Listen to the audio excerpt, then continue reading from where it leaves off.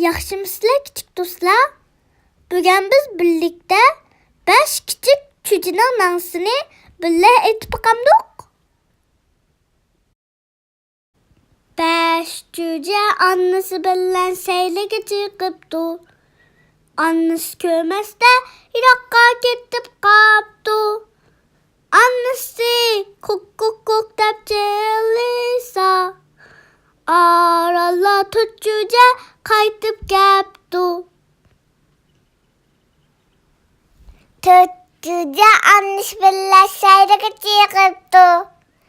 Annesi ko'rmasda yiroqqa ketib qolibdi.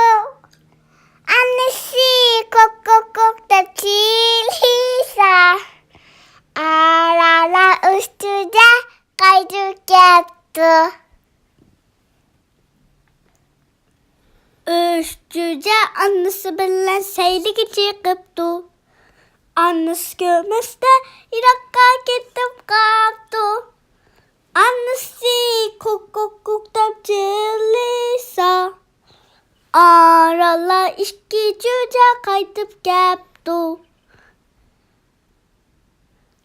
Ikki chuje annesi bilan sayliga chiqibdi. Annesi ko'rmasda yiroqqa ketib qolibdi. Annesi kuk deb chirlisa, arala bir chuje qaytib kelibdi. Bir chuje annesi bilan sayliga chiqibdi. Annesi ko'rmasda yiroqqa ketib qolibdi. Annesi kuk deb chirlisa, besh chujening hammasi tongla qaytib kelibdi. Chujurani ko'rgan anam ikkiyan, xo'sha bo'lib hammasini bag'rima besibdi. Juringlar deb agashtirib kayniga, xayr xush deb uyiga yo'relibdi. Qanday kichik do'stlar?